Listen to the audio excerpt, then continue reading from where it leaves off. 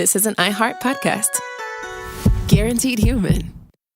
Work can be a little weird. Cringy training seminars, coworkers who won't stop talking about their plant, forgetting the mute button at an inopportune moment. We have to deal with a lot on any given workday. Sometimes it can feel hard to thrive and move forward in your career. Well, that's where LinkedIn comes in. LinkedIn helps you get ideas and insights from experts in your field, connect with people professionally, grow your network, and access tools designed to help you find the right fit for your next role. Whether you're just getting started, figuring out your next move, or looking to accelerate your career, LinkedIn is built to support you at every stage because LinkedIn is the network that works for you. Visit linkedin.com/knowstuff to learn more. If audiobooks are your thing and you've been meaning to listen to more of them, you should check out a podcast called Earsay, the Audible and iHeart Audio Club, hosted by Cal Penn. Each episode spotlights standout audiobooks on Audible across all kinds of genres: sci-fi, comedy, romance, thrillers, and more, with Cal talking to guests who help break down what makes each story worth listening to. It's a fun, easy way to discover your next great audiobook. Check out Earsay on the iHeartRadio app, Apple Podcasts, or wherever you get your podcasts. Hello, Atlanta and Georgia and surrounding states and, heck, the world. We are doing our first ever live Christmas show in our hometown this December. Ring, ring, ring, ring, ring, ring. It is stuff you should know. So what can people expect? So, Chuck, they can expect all the gloriousness of all of our Christmas specials that we do every year, but live on stage and with spiked eggnog. Yeah, we're just going to sit up on stage and play all those shows on a tape recorder. Mm-hmm. It'll be so great. This one was great. You guys remember this?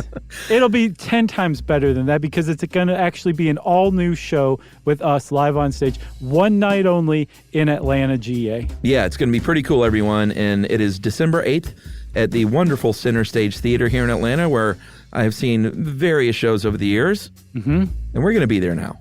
Yeah. We're going to be there. It's very intimate, cool little theater, so we're looking forward to it. We're looking forward to seeing you.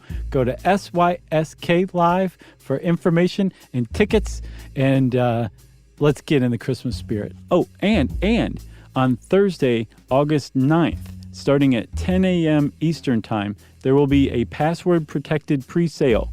You use the code HippieRob, and you will get your tickets that day, a day before they go on sale to the general public, which is Friday. So either get them Thursday, get them Friday. Either way, come see us in Atlanta for our one-time only Christmas special. That's right. They go on sale this Friday. So don't snooze or you will lose. Welcome to Stuff You Should Know from HowStuffWorks.com.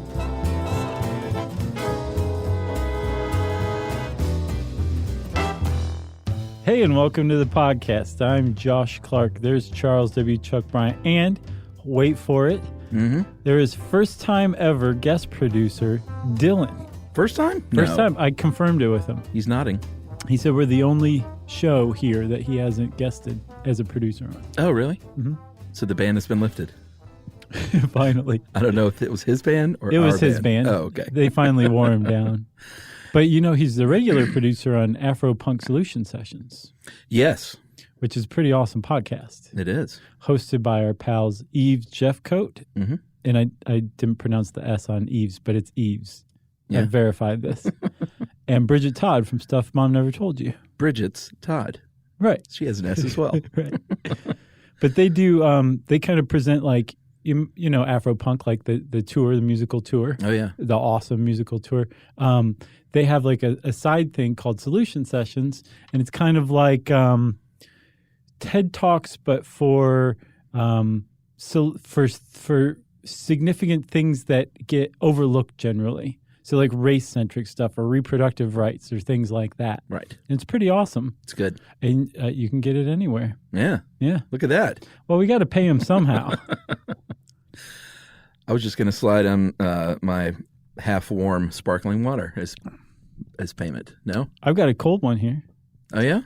Yeah. How do you get those? Out of the fridge. Yeah. So, Chuck, before we get started, again, a couple other things. There are 2 episodes in here that I want to do separately, okay? I bet you I can guess them. Let's hear. Civil Air Patrol? No. What? Sure, but that wasn't one of them. Oh, well, that was one of mine. Okay, so there's 3, and this is a meaty episode. Jeez. What's the other one then? I don't know. Oh, you know it. Scuba? We already did Scuba Cat. We did. I forgot about him. Did you interview the guy who made Scuba Cat swim around? Yeah, and it's funny. We often mention Jackhammers as our worst show ever. I forgot. It's Scuba Cat. Is it?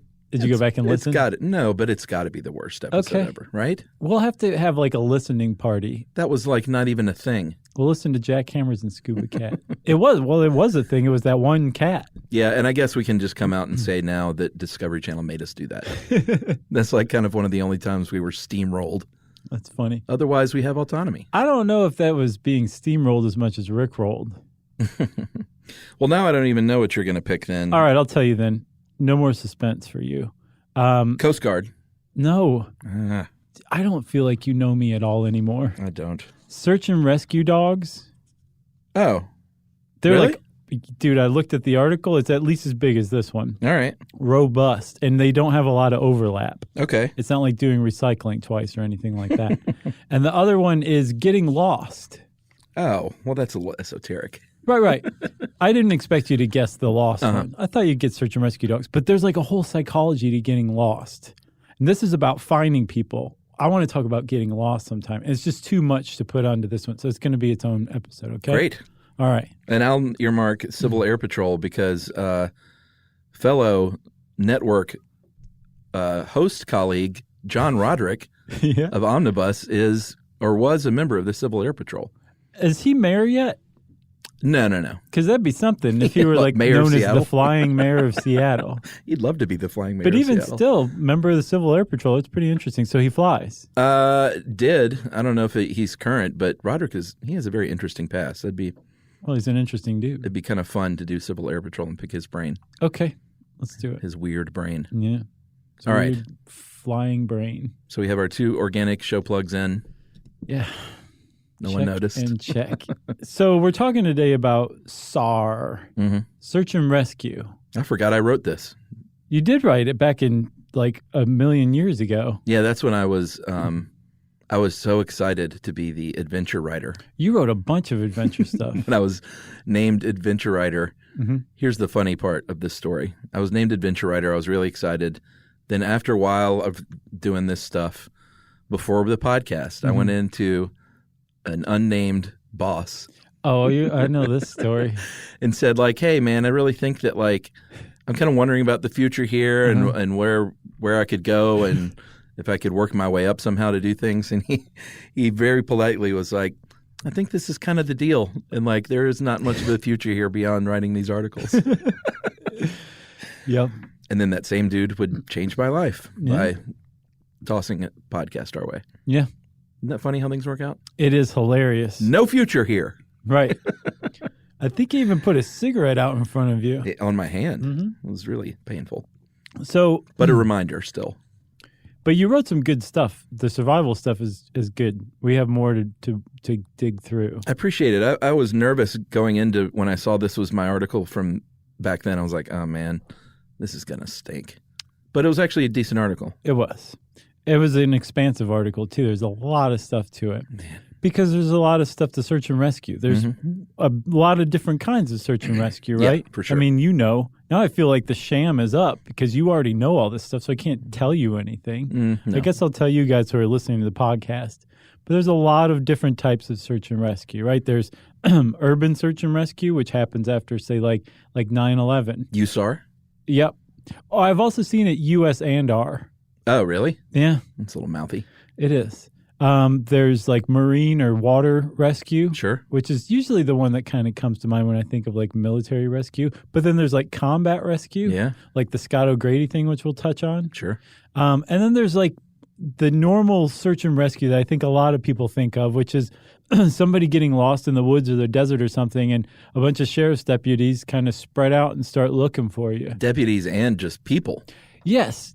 Did you know that before you researched this article that people like dedicate themselves to this, spend their own money to Yes. on training and equipment and things? Yeah, the reason I know that is because my dad had a touch of this when he With his owned a Jeep? Jeep years ago. And I've told stories about him going out on snowy days and using his tow winch to pull people out of ditches.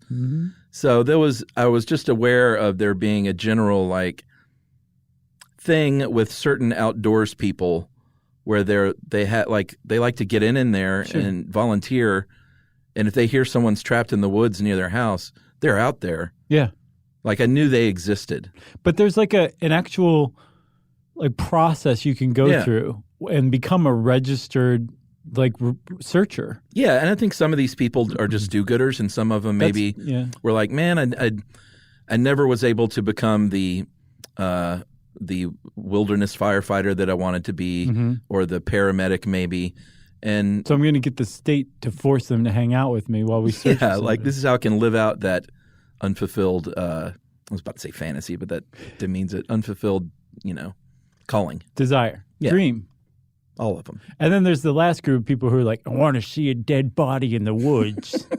And they start joining SAR. Man, 'Cause don't get teamed up with that guy. It doesn't always, isn't that always the way though? Sure. It doesn't always work out is the thing. Sometimes search and rescue becomes search and recovery. Yeah.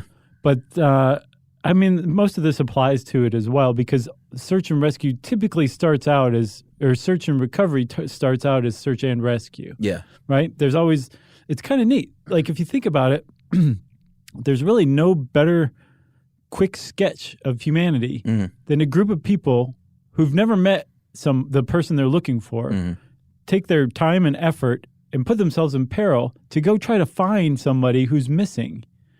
And starts out on the hopes that they're still alive.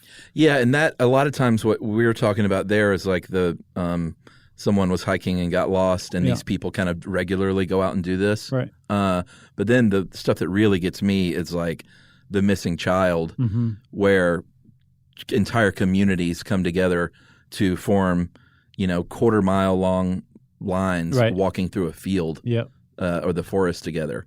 Yeah. That's the stuff that's just like, man, I can't even take it. Yeah. Way to bring it down, Chuck. Hey, that's what I'm here for. So okay, so let's start at the start. So if you wanted to be I guess it's professional, right? If you're in the Coast Guard or in the military and you're trained for this, you're a professional search and rescue person, right? Sure. It's not like you have your regular duty and then on the side you get called out for SAR stuff. Well, I don't know about that. I mean, I don't think that's necessarily the case. I think the Coast Guard, well, we'll have to find that out, actually. I don't think they're sitting around waiting on a rescue. Yeah, the thing necessarily. is I saw that the Coast Guard rescues an average of 114 people a day. So they're always just rescuing. So I wonder if they have, like, they're just, that's what they do is their search and rescue people are searching and rescuing all day, every day. I don't know. I'm stymied right out of the gate. Nice work. Sorry, man. But we'll start with the Coast Guard because they're actually the heart of search and rescue. They've been doing this for at least 50 years now. Yeah, I mean, there's a school in Yorktown, Virginia, called the National SAR School, and it's operated by the Air Force and the Coast Guard, and their motto is really great: always ready, that others may live. Yeah. And I believe a couple of years ago they celebrated their 50th anniversary as a school. In 2016. Yeah. Because when I wrote this, I believe it was the 40th anniversary. Yeah, was the most recent. This thing's so old. You were talking about a change that NOAA was undertaking in 2009 in future tense. Right. You're like when 2009 comes around, if it does. The gray beard hairs are really showing. So they have 3 simultaneous classes of students going on at this SAR school at all times. And their goal as a program is to save at least 93% of people and 85% of property that's at risk. Pretty good goal. Yeah. And to be ready to be there and ready, I believe within 2 hours total response time, and to be like ready to go within a half hour. Right. So like the moment they're activated to the moment they show up on scene, 2 hours tops. Pretty good. Yeah, that's great. And then imagine like rescuing 95%, 90%, 93%. Let's split the difference. 93%. At first it was 95, and they're like, meh, that's shooting a little high. Yeah, exactly. But 90's not enough. Yeah, and being, going through the tests and the physical and mental testing for this is tough. Yeah, so when I was researching this initially, I was thinking like, oh, this is cool or whatever. But I've actually come to admire anybody who does this. Not just because they're out doing this, but there's a lot of things that they're doing that I can't. And now we've really entered that thicket, which is like the rescue swimmers test. And so the whole thing starts out with 25 pull-ups, which right there, I'm done. I'll give you 3 tops. Maybe 15 chin-ups. Are they the same thing? No. Or do you put like the chin on the bar and a chin-up? What's the difference? Chin-ups are knuckles facing you. Pull-ups are knuckles facing out. Gotcha. So chin-up, pull-up. Pull-ups are harder. Yeah, either way, maybe 3. Yeah. Tops. Because chin-ups, you can, kick and swing yourself up. Right. But a pull-up, especially if you do the Studley arms apart pull-up, like that number. Yeah. No, mine are like right under my face. Yeah. So you got 25 of those, followed by a 100-yard obstacle course. I'm assuming it's a pretty rough obstacle course. I haven't seen pictures of it. Yeah, and this is while you're carrying 2 50-pound dumbbells. Again, have you ever picked up a 50-pound dumbbell? Just once. It's not comfortable. Never do it again. And you especially don't want to do it while you're doing an obstacle course that's the size of a football field. Right. So then you're timed while you march 1 mile, and you think, big deal. This is after you've already done these other things, though. Right. And you're carrying a 40-pound rescue litter, which is, it's called the Stokes basket, too. It's that caged stretcher that you see so often on the news. And in The Perfect Storm. I like that movie. It's a great movie. I don't know about great, but It was a good movie. it was good enough. You convinced me. And then it's still not over, because then you get into your rescue harness, you put on your fins and your snorkel, and you swim a third of a mile pulling a victim in one of these rescue litters. You swim a third of a mile to the victim and then another third of a mile pulling Towing the victim. them. And you got to do all that in 27 minutes. And I think this is after, it's not like they're like, all right, we'll go rest a few hours, and then you'll do this next part. Right. Plus, Just they one make after the other. they make you chug a cup of pancake batter at every stop. And so that's just the swimming part. There's also the inland training, which you got to learn to climb rocks. You got to learn to rappel. There's a 180-pound dummy that they'll like tangle up in a tree 50, 60 feet in the air. So go You gotta- get it. Yeah, you got to figure that out. Sometimes they have combo scenarios like this dude's in the tree, this dude's in the water. Like, go figure it out. And don't use rocks to get the one out of the tree. No, Doesn't count. never. So that's the Coast Guard, and I think the Air Force go in for that same academy, or maybe all members of the military go to the Coast Guard one, I believe. Yes. So if you're a military search and rescue person, you train at the Coast Guard Academy for it, right? Right.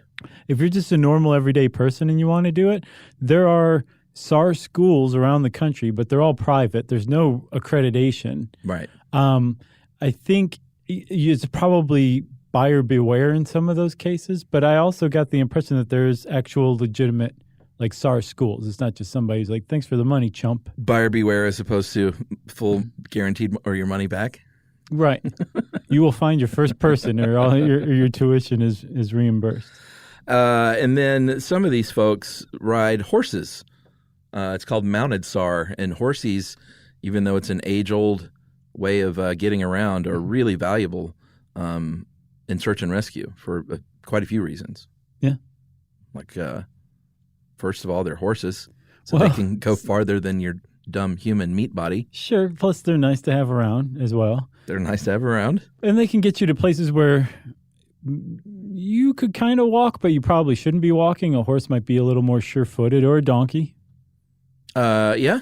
And I like how you said if you've been sitting in the lab analyzing stuff for the last few years, you might benefit from riding a horse out to a search and rescue location. Yeah, I mean, that's a movie scene waiting to happen if it hasn't already. It is Wayne Knight Yeah. just griping, all mad that he's being dragged out into the woods. Right, but And then he's- they put him on the horse. He's backwards on the horse. Somebody stop this thing. The other thing you can do, obviously, the horse is a lot stronger than a person. So if you need a rescue leader towed up the side or, pulled up the side of a cliff. You can attach it to a horse. And then you're going to tell them about the radio thing? I never thought of this. It's good. Go ahead. So you can station horses in position along a route when you get further and further into the woods. And if you keep a radio transmitter on each one, it acts as like a radio relay network. Yeah, just install a Bluetooth into a horse's ear, 10 horses' ears, and you've got comms. Yep. Not bad. It isn't bad at all. I feel like we should take a break. Okay. All right, let's do that, and we'll talk about urban SAR right after this.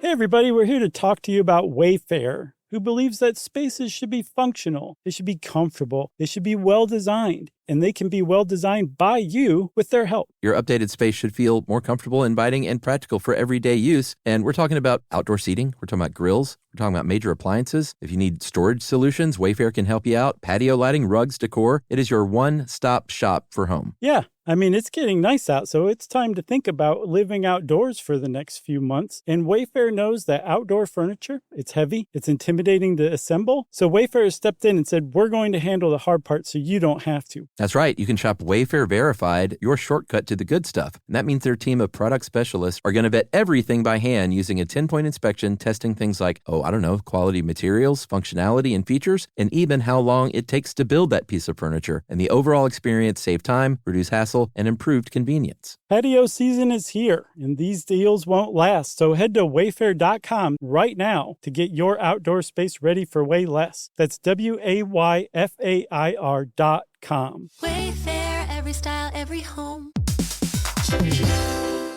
Hey, everybody. I want to talk to you a little bit about Tide Evo because it represents over 10 years of innovation and product development. Tide Evo is a first-of-its-kind technology where tens of thousands of minuscule fibers are spun together to form a 6 times powerful layer packed with scrubbers, brighteners, pre-treaters, and fresheners. And that's going to deliver a breakthrough clean that's so powerful it feels like magic. Yeah, it is kind of like magic. Tide Evo is revolutionary. A 100% concentrated, waterless laundry tile that's made of compressed microfiber soap layers rather than liquid or powder. And it's not like pods or sheets because it uses 6 layers of detergent fibers to deliver superior cold water cleaning without plastic packaging of any kind. And it provides a mess-free, lightweight solution that dissolves lickety-split. So whenever you run into a laundry challenge, turn to Tide Evo. It's revolutionary. It's magic. Try new Tide Evo. Real laundry magic.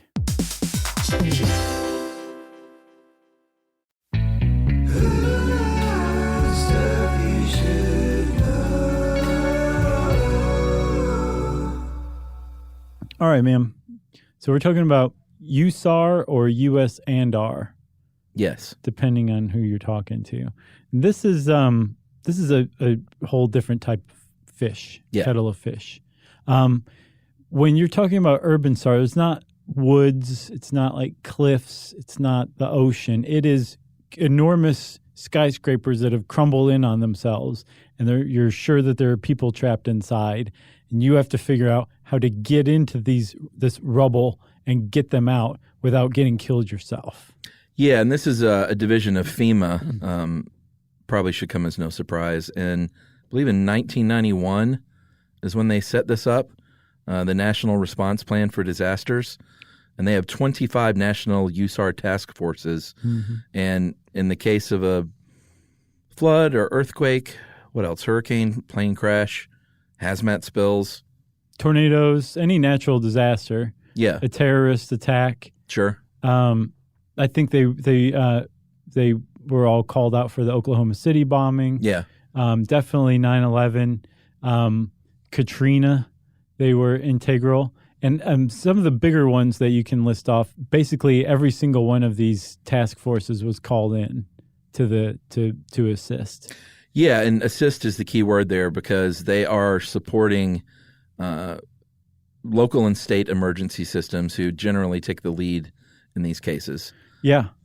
31 people, I think, per team for a USAR task force. And how many did they deployed 20 of these on 9/11, like right out of the gate. Yeah, I think all of them except for Virginia was activated, and Virginia's was at the Pentagon instead. Oh, sure. But like the rest of them were in New York for 9/11. It was just, I was reading a firsthand account from a SAR team member Oh, man. at 9/11, and they were just like, it was just utter chaos.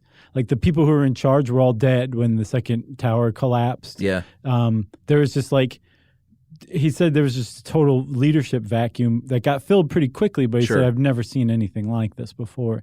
It was nuts. But just the way that they had to improvise was pretty astounding. Oh, yeah. And there's all sort of secondary dangers, after a building like that collapses. Right.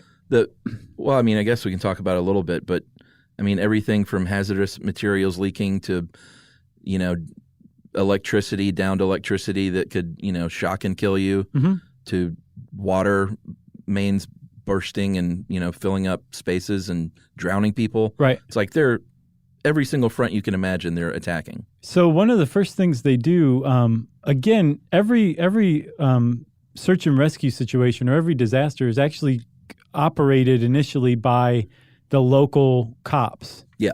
That's who runs search and rescue. And like you said, FEMA's there to assist, and usually the state agencies are there to assist too.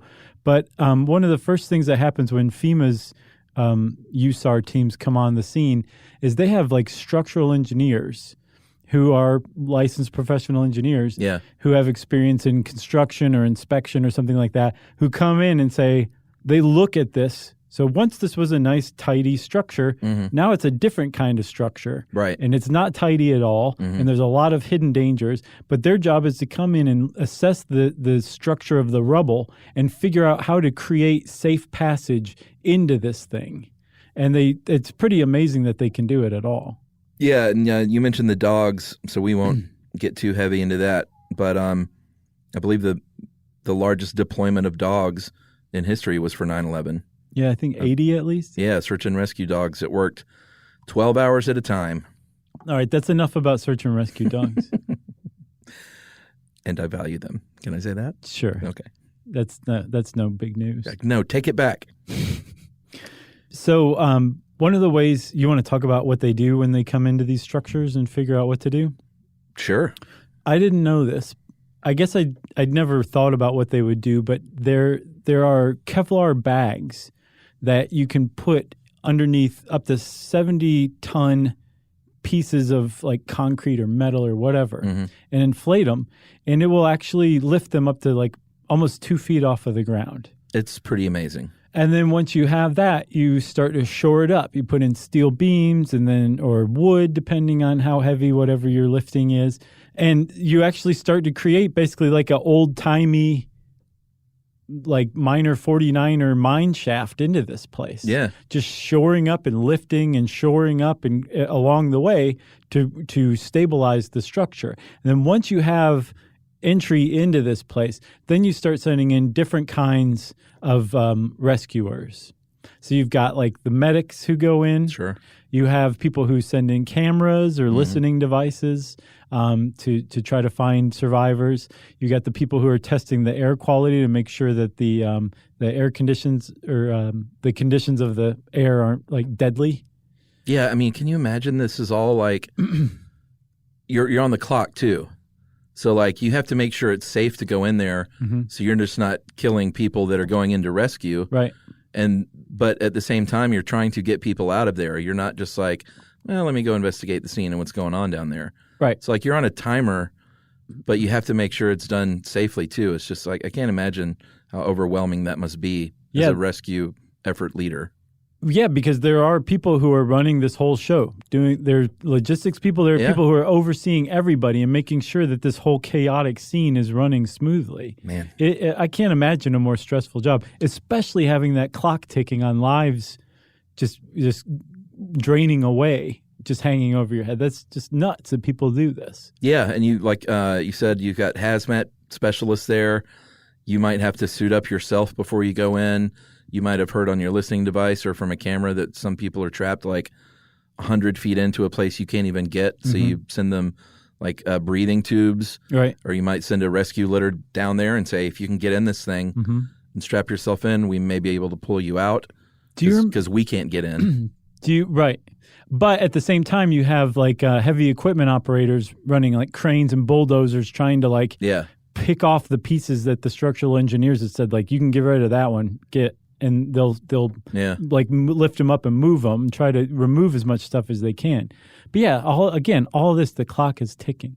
Do you remember I think it was the Bay Bridge collapse in San Francisco during the World Series in, I think, 1989? Oh, the earthquake? Yeah. Uh-huh. It just so happened San Francisco was playing Oakland in the World Series, and that earthquake happened. And do you remember, like, the top deck just fell down onto the other deck? Oh, yeah. On top of people in their cars. And, like, some people survived.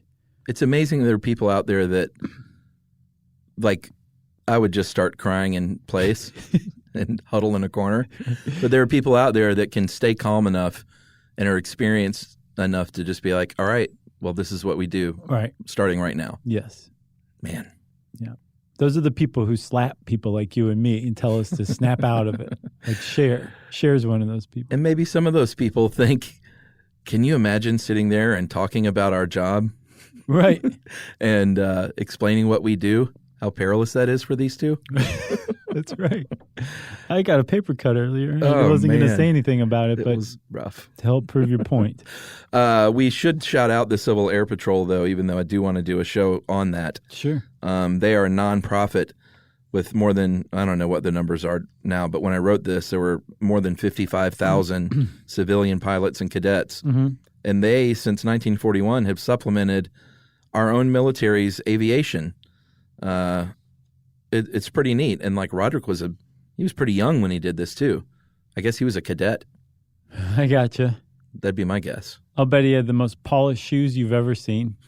I'll have to ask him about it because I've never actually spoken with him at length about it. Yeah, I think it's civilians, right? Yeah. Okay, and it was originally supposed to be like we're the liaison between the Air Force and the rest of civilian America. Yeah. But then they said, hey, we think there's some Nazi submarines off the coast of Maine. Can you start dropping bombs too? And they said, giddy up. Oh, I'm sure they were delighted. Yeah. They started dropping bombs and depth charges in World War II, and things were never the same after that. Yeah. So Civil Air Patrol, your day is coming. Okay.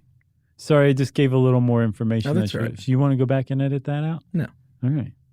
So we talked a little bit about some of the equipment USAR, I should say, carries with them. Yeah. But it's impressive. And again, if you were a mayor and your local sheriff or your local police chief or the police commissioner called you and said, we had a building collapse and we need some help, you call the governor and the governor says, we'll see what we can do, but we think this is a federal thing.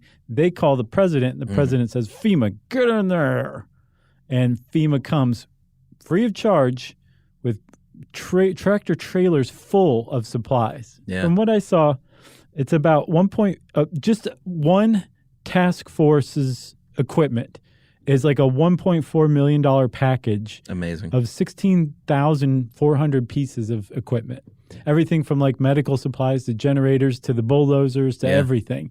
And they just show up and say, how can we help? You're in charge. How can we help? Yeah, and it's almost like all the mundane things of assembling. It's like assembling a film shoot or something. You're like, well, these people have to eat. Mm-hmm. They have to go to the bathroom. Right. Like they need to sleep. Yeah, they need to sleep. They need to rest.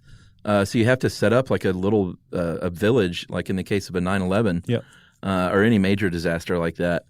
Yeah, I mean, it's pretty astounding. Like I imagine this list grows daily because the one thing you don't want to ever happen is to be on the scene of a natural disaster and be like, give me the thing. And they're like, oh, you didn't pack that thing. Why not? Well, I like 16,400. It's a nice round number. But like you said, everything from like chainsaws and jackhammers to like bolt cutters and porta potties. Yep. Which we did an episode on. We'll probably do on bolt cutters one day, 20 years from now. We did one on jackhammers. We did. Should we talk about Acer? Yeah. Aaron C.? Yeah. So this is where the extraordinarily trained rescue swimmers and divers come into play. Yeah, this is amazing. I think it's the stat I got in here was it has a 50% dropout rate. Yeah, look, to go to the school. There's like higher you know, like Depending on the year. No, I mean there's other military schools that have higher washout rates, but not many. Yeah. It's mostly special forces. I think the Ranger School typically has about the same washout rate as the rescue diver school or rescue swimmer school. It's substantial. Like there's a really good chance you're not going to make it. Actually, a 50% chance you're not going to make it. The Coast Guard says that, and this is pretty interesting, 95% of all sea rescues are less than 20 miles from shore, and 90% of these are only rescue. Thankfully, because of all of our distress beacons that we're armed with these days. Yeah. Like you can usually, 90% of the time, you can find these people pretty quickly, at least. Yeah, and the Coast Guard, I don't remember exactly when it was, but they updated the distress system that they had since the 70s, where you called in on a radio frequency and said, "Mayday, Mayday," and tried to give your position. Mm-hmm. Maybe you had a beacon that was operating on that frequency that they could try to track. Yeah. They updated all that with something called Rescue 21, as in the 21st century. That's way more sophisticated than it was before. And so now they still monitor that channel for voice maydays. Mm-hmm. But if you press your beacon, it enters this vast computer and communications network that the Coast Guard maintains in at least a 20-mile area outside of all of America's shores. Yeah. And you're going to get their attention pretty quick. Yeah, and these beacons now, they operate at 406 megahertz. That's the newer standard. Oh, no, they will as of 2009. Yeah, one day. Man, I was a young man when I wrote this. Mm-hmm. Jeez. Just a little pup. These things are manually activated a lot of times, but they can also be automatically activated. So, like, if it hits water, like not if you spill water on it, but if it's submerged in water, like the boat is sinking, right, it'll automatically activate. Or, and this is cool, it's if it goes above a certain G-force, right, then that means bad things have happened. Don't take it on a roller coaster. No. One thing I saw about that Rescue 21 is one of the updates that they made to it was it has geolocating now, so they can tell where a distress call is actually coming from. Yeah, like it's satellite pinpointed, right? Right. But that actually does away with the prank calls of yesteryear. People would actually prank call distress calls into the Coast Guard. That's so expensive. And now they can be like, we can see you're calling from Nevada. You're not out in the Pacific Ocean right now, you jerk. Wow. Isn't that terrible? Can you imagine leading the Coast Guard on a wild goose chase? What kind of jerk would you have to be? Or are you like some sort of unstable search and rescue guy who's like, let's get out there? It's like the arsonists who are also firefighters. Very interesting. I thought so too. And then one more thing about the distress beacons. There's so the weather satellites that NOAA operates, NASA has onboard instrumentation that they have a SAR office themselves, NASA does. And their whole thing is basically tracking human beings through their beacons. Hopefully just through their beacons and not through their cell phones. Mm-hmm. But now, if you press your beacon, it immediately goes up and immediately gets shot out to the rest of the there's actually a global search and rescue network. So wherever you are in the world, that distress signal will be spread out. Right. And then in the meantime, as they're getting their resources together, they can start to try to find where you are. But you get their attention almost instantaneously now, thanks to NASA. Wow. Yeah, and then eventually the beacons will be that instantaneous and also give out your coordinates down to something like 100 meters. I thought you were going to say eventually it will predict your disaster. No, eventually before it happens. It'll just shoot a tractor beam down onto you, pull you up to the satellite, and it'll land you at Edwards Air Force Base and serve you a nice hot meal. Wow. And then send you on your way. That'd be great. That's the future. All right, so Combat SAR is next. And I don't know. I don't think about this stuff a lot because I generally just think of the military as like, well, they just do everything. I thought that Gene Hackman assembled like ragtag groups of people that go in behind enemy lines like 10 years later. I thought that's how we did it. What was that? Uncommon Valor. Oh, that's right. Maybe one of the best post-Vietnam movies of all time. I don't know about that. Have you seen it lately? I saw it within the last probably 5 years. Really? Yeah, dude, it's good. All right.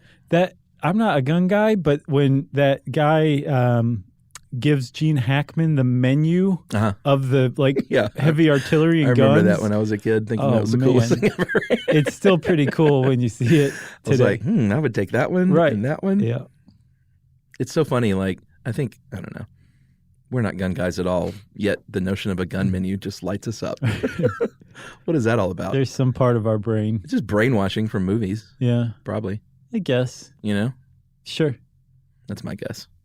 All right, so CSAR, they're basically kind of the first people to arrive behind enemy lines in the course of battle, and the U.S. Air Force takes lead in this situation. So anytime there's like a Scott O'Grady situation, where someone has, let's say, ejected from their jet behind enemy lines, dude, on fire. Yeah, well, that's the worst case scenario probably. That is when CSAR really earns their medal. Yeah. You know? And the story of Scott O'Grady kind of says it all, right? Earns their medal? Test their medal? To eventually earn a medal? Sure. Is that what I meant? Yeah. I'm mixing metaphors. I think you got it all together there. Yeah. So I think the Air Force still is tasked with combat search and rescue. Correct. But they're starting to do it jointly with the Army, I think, as well. But they have what are called expeditionary rescue squadrons. That is the name of the people that you want coming after you. An ERS? Yeah. Yeah. And they go in, like you said, behind enemy lines under a tremendous amount of danger. There's usually 2 helicopters. One goes in and actually airlifts the person out. The other helicopter is there to shoot guys at people, and be like, stay back, stay back. Because this is again, it's behind enemy lines. One of your pilots has been shot down. One of you guys has gotten lost or captured or something. These are the people who go in and get them. Yeah, they have planes too, long-range search planes like the HC-130, which can actually refuel these helicopters, the HH-60s, which they said the planes are when there was not much of a threat. Then I think the helicopters they use up to a medium threat. But like you said, they have ground support going on too. Yeah, and there was a real push to update their helicopter that they use to one that's specifically designed for CSAR. Mm-hmm. But I think the plug got pulled on it. So really? They're still, I think, working with the H60s? I'll bet they call them double H60s. That's even longer. Okay. This is kind of the cool part for me for CSAR is you don't really think about this, but if someone has been shot down and they do have radio comms ability and they can get in touch with you, you need to be able to authenticate this signal, whether it's a beacon or a real human voice on the other end, because they could be compromised. They could be sitting there with a Kalashnikov to their head. Yeah. And being forced to lure someone into a trap of a foreign enemy. Right. So you have to be able to authenticate these calls, and they do that by never giving their full details over the radio as it stands. They'll say to add numbers or subtract or multiply digits and your call signs and your rank and your unit numbers and stuff like that. Right, and then they verify who you are. And then once they verify who you are, they'll come get you. But some conditions are more ideal than others. And when Scott O'Grady very famously went down in Bosnia during the Balkan War, I think in 1995, they received his distress signal. Finally, I think 6 days on. Yeah. He'd been surviving by drinking the sweat out of his own socks and eating bugs and spending the whole time evading getting captured. Yeah. Did just an amazing job of staying alive and staying uncaptured. But he sent out his beacon, or they received his beacon or distress signal a couple hours before dawn. And they're like, this guy's already been missing for 6 days. We found him. We can't let him just stay for another 6 days because the ideal conditions are after dark. Yeah. They couldn't do that. So 2 hours after that, they went in after him, in broad daylight, I guess. And wasn't it Marines that actually got him out? Sure. And wasn't it 20 minutes or something ridiculous? 2. Oh, 2 minutes. Yes. From the time they arrived to the extraction. Yeah. to the time they were gone again. Gotcha. Yeah. That's I'm sure he wasn't good. lollygagging. I'm sure he was like, let's go. Yeah. He's like, oh, wait, I forgot my basket I was making with reeds. I got to go back and get it. Pretty amazing. So I saw about his story. I looked up what happened with him. He released a book called Return with Honor. And, they made that movie Behind Enemy Lines with Owen Wilson and Gene Hackman again. Oh, was Gene Hackman in that? He was like the guy who was trying to get Owen Wilson out. I never saw that movie. He sued Fox, 20th Century Fox, and then eventually Discovery Channel. He sued over casting? He sued, he sued for basically appropriating his life story. And the problem that he publicly said he had with it was that Owen Wilson used foul language, was portrayed as a hot dog pilot, and disobeyed orders. And that Scott O'Grady was none of those. Now, was he actually Scott O'Grady in the movie, or did they thinly disguise it? Thinly disguised, which meant they didn't need to pay him any royalties. Right. And it also probably meant he lost his lawsuit, I imagine, right? I don't know. I didn't see that. I just saw like a 2001 Entertainment Weekly article on it. Well, the definitive source. It's good journalism, man. All right. Well, let's take a break, and we'll talk about some search techniques and other fun stuff right after this.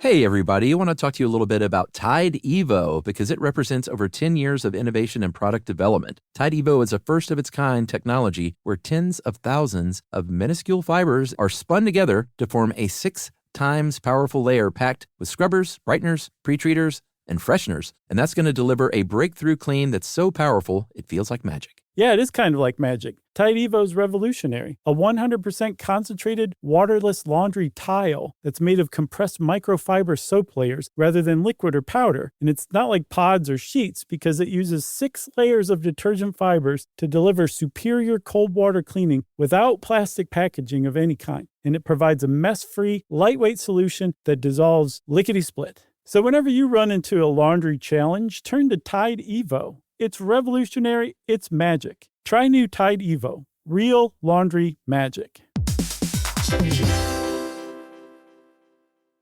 Introducing the all-new Mazda CX-5, featuring more connection. Hey Google, where's the nearest Pilates class? Safety that has your back. More discovery on the scenic routes. More passion in the details. And more control in changing weather. The all-new Mazda CX-5. More to move every side of you. See it in 5 films at MazdaUSA.com/5sides. Google is a trademark of Google LLC. Sequences shortened and simulated.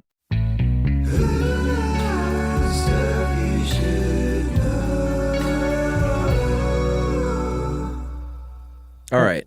Now, this feels like a no-brainer, but it's actually a little more interesting than you would think. Establishing your search area. Yeah, so let's say... Where do you look? Now we've moved on to somebody, say, like Lost in the Woods is a really good example of this, right? Yes. It happens a lot. Yes. And there's like, if you're a sheriff's deputy, you may or may not have any SAR training. If you're the sheriff, you may or may not have any SAR training. Yeah. That's probably unlikely these days, but it's a possibility. But even if you're the only one in your department, you've got a whole department who you need to explain what to do. Mm-hmm. And the first thing you have to do is start looking for answers to your questions, but you need to know what questions you have to ask first. So you're looking for any kind of evidence specifically of where the last place the person was seen was. That's the first thing you want to find. Oh, yeah, last seen, or I think last seen can also be last, well, that's not true, because last known position is different. So if someone was last seen leaving a trailhead for their hike. Let's say they were last seen at noon, right? Starting at this trailhead. That means that another human being who's now talking to you as an eyewitness said, "I saw this person." Yeah, like maybe they either saw someone on the trail or they checked into a ranger station and got their backcountry permit or something. They're like, "I'm off. So long, suckers." Right. That is different though than last known position. So if someone is missing, their last seen place may be the trailhead. But 3 miles in, if they find that person's baseball cap, then that is all of a sudden their last known position. If you compare that to where they started, you might be able to reasonably come up with maybe they're headed in this direction and they might be somewhere in this area by now. That would be an enormous break, because if you can figure out when they were last seen, like you were saying, and then when this thing was found, you know the direction and roughly the speed that they're going. Yeah, and there are a lot of assumptions involved here. Mm-hmm. But hopefully hopefully someone wasn't like they dropped their baseball hat and then decided to go in a completely different direction. They did. They closed their eyes and twirled around and just headed out. Yeah, so that's how that works. But generally, it's a circle, unless you starting from the place they were last laid eyes on, right? Yeah, because they could theoretically be going in any position, in any direction. Right, right. Unless you come up with something called a choke point, which is kind of interesting. That is where you have either a man-made feature or some sort of geological natural feature that cuts off an area. Like they're not they definitely couldn't have climbed that 300-foot cliff. Sure. So now we can go in this direction. Or cross that crazy river. Yeah. And say if it's a river, if it's a cliff, you can just position somebody at that cliff and be like, stay here in case you see them. Mm-hmm. If it's a river, you can say, well, they would have, if they wanted to cross, they'd have to go to this bridge. So stay here on this bridge in case they come this way. That's one thing to do when you have a choke point, right? Yeah. So if you have a searcher named Cliff right. and a searcher named River. Yes. To avoid confusion. And if Jeff Bridges is searching as well, or Bo Bridges, either one. To avoid, well, I think we know that Jeff would be doing the searching, right? I don't know. I think Bo's Bo would kind just of be helpful. telling him how to do it. Maybe he is the bossy older brother, right? Man, those guys are the best. Like they're. Have you met Bo? I've never met either one of them, but I've just heard interviews with both, and they're like brothers should be. Oh, you've heard interviews with them together? No, separately, talking about each other. That is so sweet. It is very sweet. They're like great. Best buds. That's cool. And very big brother, little brother. I did not know that. Yeah, it's kind of neat. I wonder what the Quades are like. Oh, man. I'm curious about that because Randy is, Yeah, I know. He's developed into something else. He has. So, So if you were searching from the last known position? No, not the last known position. Last place seen? Yes, the last place seen. Yeah. So that's where you start. Mm-hmm. If you're searching from that and you start heading out and you find that baseball cap, that is a huge clue, like I said. Sure. And probably the people who found it are what are called the hasty search team. Right. Because right when you establish a last place scene, you send some people out who are usually like very experienced, very well-trained SAR people, and they start scrambling out in every direction in that circle. Lightfoots. Looking for, that's part of it. They can probably climb a tree like nothing. Yeah. Going to the places where it would be most likely that somebody like this would go to. Yeah, and that's when they think like, this person's in danger. There's a storm coming in or night is falling and it's going to get really cold. Mm-hmm. You deploy these hasty search teams. They're not out there combing the ground for clues. No, but I think it is a matter of course that the first thing you do is deploy the hasty team, and then you follow up with the deliberate people. Yeah, the clue team. That's what we'll call them. All right. Colonel Mustard. They go a little slower, and they are – and I think this – I guess it kind of depends. It could be for someone just trapped in the woods, but definitely they use these for those community searches when like a kid is missing or something. Yeah. These are the things you see on the news when people are walking very slowly through the woods because a clue could be a cigarette butt on the ground, And you have people, say, spaced 20 feet apart, and each one is responsible for everything ahead of them and 10 feet to the side and 10 feet to the other side. And then that way, if everybody's doing what they're supposed to be doing, every square inch of this search area is covered eventually by these searchers, the second group of searchers. Yeah, they'll also use track traps sometime. So they'll maybe go to a trail, a place on a trail or any place really, and they will put sand on the ground, and then they can go back and check that sand if there were footprints. Mm-hmm. They know that it wasn't their footprints, so that might be a last known position, perhaps.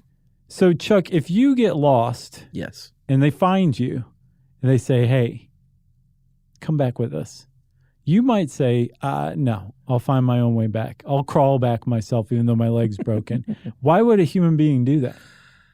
Well, because you might get a bill at the end of the day or week or month. Yeah, depending on what state you get lost in. Yeah, this is a lightning rod in the outdoor community because there's a lot of facets to this. One facet is, hey, if you did something dumb and you went somewhere where you weren't supposed to go and you weren't equipped to do this or experienced enough to do this, why should a taxpayer have to foot your $60,000 bill of rescue? Right. It's a legitimate point. It's a legitimate point. So they say pass laws in some states to deter people from doing something stupid. Sure. On the other hand, the other side says search and rescue is a pure public service. Just like you don't get a bill from the fire department. If you do this kind of thing, then people will think twice about calling for help. If they don't have the money and they know they're going to get a $60,000 bill, they might actually just put it off too long. And then by the time they say, okay, fine, I need some help, it's too late and they're going to die out there. Yeah. You don't want anybody thinking about money during a search and rescue operation. Yeah, I mean, it's sort of a weird balance you're trying to strike between encouraging people to get out and explore the wilderness, but only wanting people that are to go in certain places and that have a certain experience level to do so. And to certainly not like the worst case scenario like you were talking about is I'm in trouble, but I'm not going to send out my beacon. So apparently the Colorado Search and Rescue Board actually put together 15 cases. This is according to Outside Magazine, of people who actually delayed calling for help. To EW? Because they knew that they would be charged, or there was a chance that they would be charged. So it actually happens. It's not hypothetical. It happens in real life. So there are some states, like New Hampshire apparently is the last place you want to have a search undertaken for you because they actually do bill. Yeah. They've done something like $70,000 in billing for like 60 rescues since 2008. Those are pretty low-cost rescues. Yeah, it's surprising. Like this one guy in this article, is search and rescue a public service? Not exactly, is the name of the article. And there was a man named Ed Beacon who had an artificial hip, went hiking by himself on a bad weather day, tried to jump onto a ledge and dislocated that artificial hip, and took it all the way to the state Supreme Court when he didn't want to pay his $9,300 bill. Yeah. And the state Supreme Court said, sorry. Yeah, because New Hampshire has, in their law, it says you can be billed if you are shown to have been negligent. And the state Supreme Court agreed with the case against him that said he had a replacement hip, so a faulty hip, and he knew that there was a large possibility of bad weather. They said, stay home, old man. Basically. What are you doing? Yeah, but he fought it up to the Supreme Court and lost, and after that, you got no recourse. Yeah, and there are quite a few states that have laws like this on the books that range from very specific to very broad. And just because your state has this on the books, a lot of times it's to dissuade people from being dumb. Right. It doesn't mean you're going to get hit with a bill, even if they have the law on the books. It's up to them whether or not they want to pursue that. Right. And then a lot of states have programs that you can pay anywhere from $3 to $25 to basically say if you've paid this money, that means that you don't get charged for rescue. Right. It's like a communal pot that everybody pays into with the chances of them actually needing it very slim. But if they do need it, then they've got it. Yeah. Which I think is a great idea. Not bad. I think any outdoor enthusiast that regularly does this would throw in $3. Sure. Or $25. Sure. You know? Yep. For a year. Per year. Yeah, that's not bad at all. Yeah. And the federal government apparently does not, although that could always change. You never know. They don't get reimbursed. But they have a policy of not charging. Yeah. Last thing I saw, there was an app. You know, I'm crazy for apps like Gluco for diabetes. There's also an app called Drone SAR. And it basically takes over your drone and flies your drone in a search pattern for a search and rescue mission. So this is if you're a drone pilot who is lost. No. if you have one of those What did I miss? multi-rotor drones that Yeah. you like to fly around and buzz your neighbor's roof with. Yeah, so you're a drone pilot. If you show up to a search and rescue mission, Okay, gotcha. say, I got a drone, you want to use it? Uh-huh. It's got a video camera on it. They say, sure, download DroneSAR, and the DroneSAR app will take over your drone and fly it as part of this search. Gotcha. It's pretty cool. Yeah, shout out to my buddy Lowell. Mm-hmm. My sister-in-law's boyfriend is a drone pilot.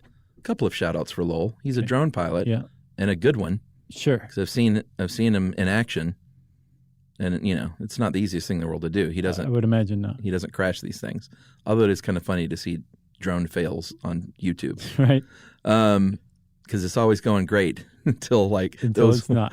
There was one I saw today where there was some sort of ape or monkey preserve, and they were flying all around. It's like, man, this is gorgeous. Look at all these apes and monkeys doing their thing.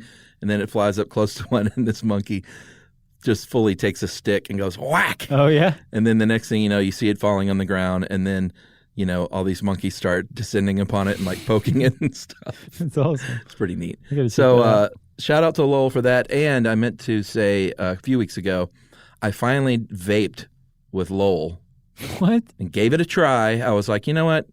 He's a vapor. We got a lot of flack for dissing vapors. Yeah. And I was like, all right, let me try it. And it was one of those, flavored things. With no nicotine. No, it had nicotine. Okay, at least you're smoking nicotine. Yeah, and it was, I will say this, it was interesting. So are you hooked on vaping now? Are you a vapor? No. I'm not. I never did it again. I took a couple of puffs. It's like, well, that's interesting. It was like banana. Okay. And I was like, I didn't know quite how to wrap my head around still the pleasure of inhaling vapey banana. You're like, but the funny thing is, I can't stop thinking about it. It was weird. I was like, I mean, it wasn't like, oh, this is disgusting. Right. But I didn't want to do it again either. That's good, Charles. I think that is the lesson here. I just thought I'd give it a shot. So, Well, good for you for trying new things. yeah. Don't ever do that again. Yeah. Lowell's leading me down a bad path. You got anything else? Nope. So we got a whole suite coming. Just Man. wait, everybody. I can't wait. And in the meantime, you can look up Chuck's awesome article, SAR, Search and Rescue, on How Stuff Works in the search bar. Since I said search bar, it's time for listener mail. I'm going to call this Golf Pro. Okay. Hey guys, like many in the golf business, my first job included time as a picker as a teenager, and of course I soon became acquainted with the multiple bangs and clangs of Titleist ricocheting off every side of the cage. Remember we talked about taking aim on the driving range at those Volkswagen poor Beetles? guys. A few years later, when I was beginning my career as an assistant pro, I found myself supervising these kids, one of whom relished his time on the range, and especially the chance to engage in good-natured trash talk whenever his cart came within reach.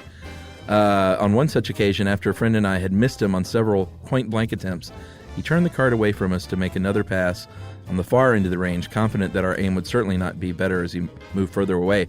Traveling in a direct line away from me, he had reached a distance of about 150 yards when my laser beam 3-iron shot took flight on a low trajectory and never left its target. It came as a surprise to him and to me when instead of the usual clang followed by laughter, we heard a dull thud and a low groan. It turned out our range picker, which is the car, included a narrow gap of about 2.5 inches where the back of the cage met the top of the seat and the rear of the cart. Despite my countless hours in that old machine, I never noticed, and neither had he. Thankfully, his likable demeanor had led him to be well tipped by the membership, and the wallet in his back pocket, thick with dozens of dollar bills, took the brunt of the blow. I don't see how that would have happened, but if he was sitting on his wallet, how'd it hit him in the butt? Maybe it was maybe he has a big butt. I don't know. I don't know either. Sir Mix-a-Lot would love this guy. So Brian says, as I have never made a hole-in-one, this still stands as my best shot I've ever hit. Yeah, that's better than a hole-in-one. And one might argue that it's even more difficult. Yes. And that is Brian. He is a golf pro. Thanks, Brian. In Northern Cali, and he said to both of us, if we're ever out in Carmel Okay. and we want to, play golf All right. with a golf pro, Yes.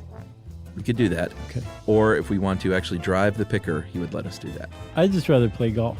I want to do both. Okay, well, shoot. Let's do it. Let's do it. Thanks a lot, Brian. That was also an excellent, well-written email, if you ask me. It's great. Brian Sleeman, he's the head pro at the Preserve Golf Club. It's basically a John Cheever short story. Agreed. Maybe Updike. I don't know. One of the two. Yeah.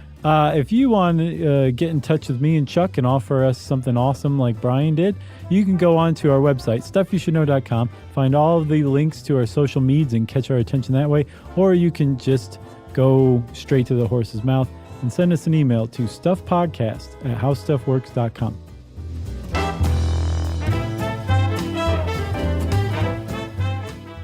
For more on this and thousands of other topics, visit howstuffworks.com.